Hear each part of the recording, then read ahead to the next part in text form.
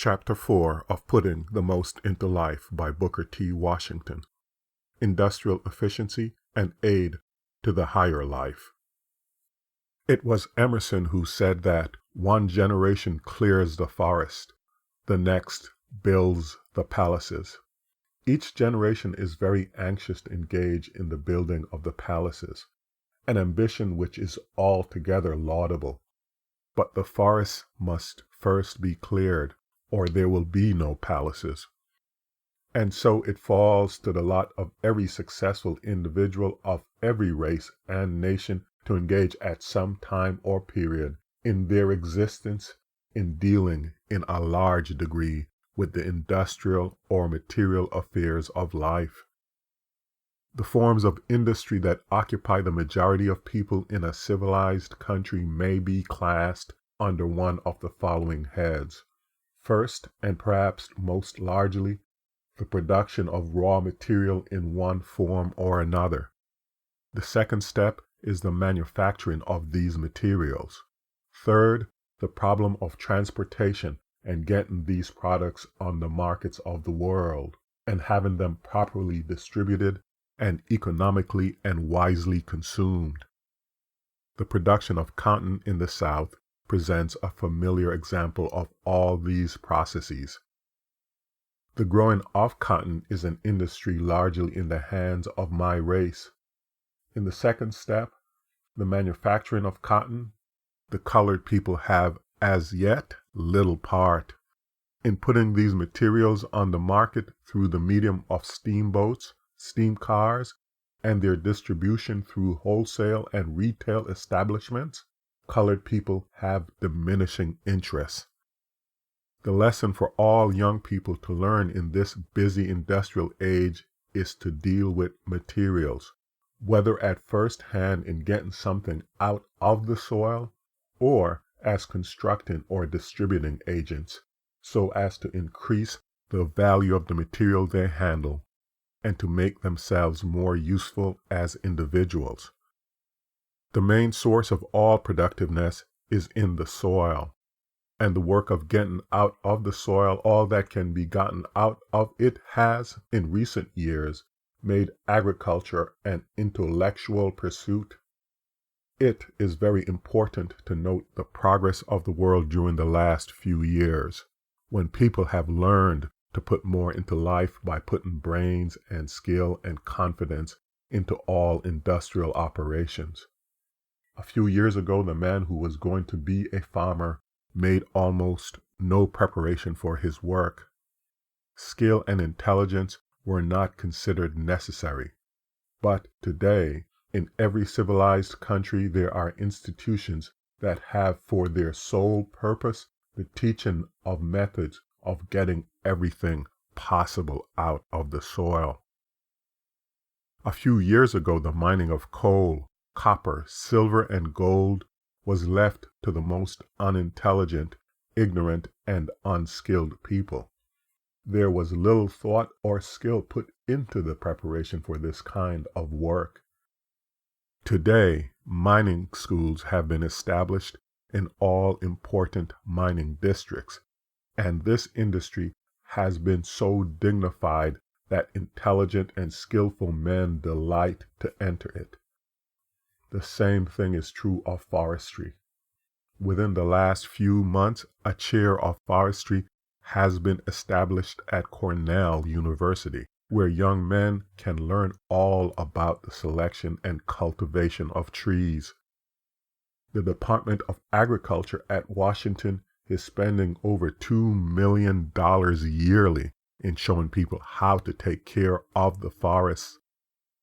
The world is making all the material products serve not as masters, but as servants, and servants in the sense that they are making people put more thought, more effort, more skill into life, and enabling them thus to get more abundant returns wherewith to enlarge and ennoble their lives. There are opportunities about us on every hand.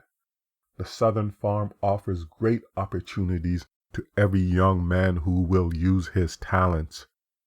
The idea that farming means plowing with one mule or digging the ground with a spade is fast disappearing, for this industry is developing into a high and dignified calling. Young women of maturer races than ours are making large economic successes in the raising of chickens, in fruit growing, in raising small berries, and young colored women should begin to get some of the benefits of these industries. But the chance of material success in connection with industrial life is relatively of less importance than is the chance for the individual to get development through the mastering of difficulties in the management of industrial operations. The mere mastering of these difficulties have made many of the captains of industry of this country.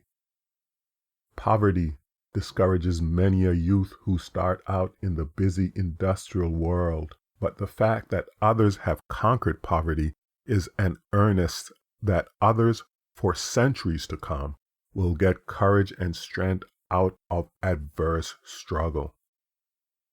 The colored man starts out, it is true, with an additional handicap, but here is the chance for Negro youth to learn to turn disadvantages to advantages.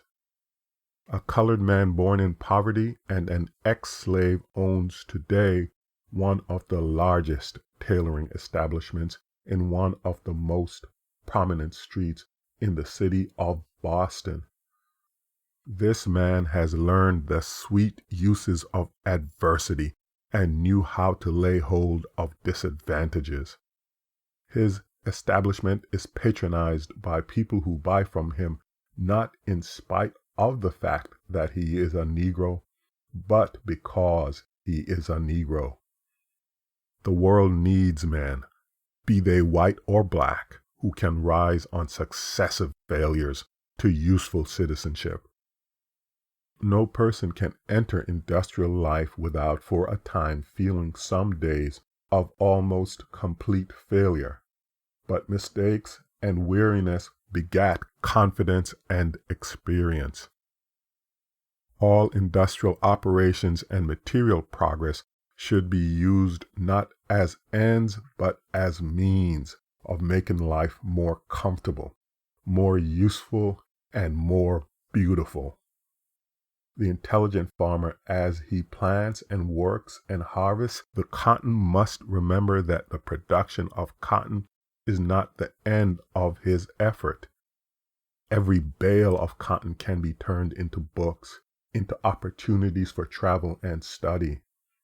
The man who grows corn must remember that the growing of corn is not the end of life, but the corn can be turned into refinements and beauties of a civilized life and a Christian home. No one can doubt that the people who have built the railroads and constructed the great steamships that bind country to country have added to the wealth and happiness of the world. Finally, it must be remembered that the mastering of difficulties should bring poise, purpose, and vision.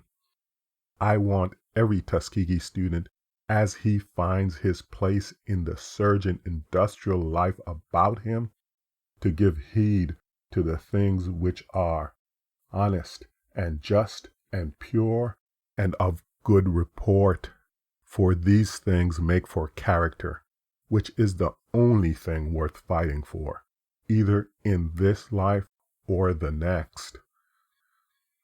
End of chapter 4.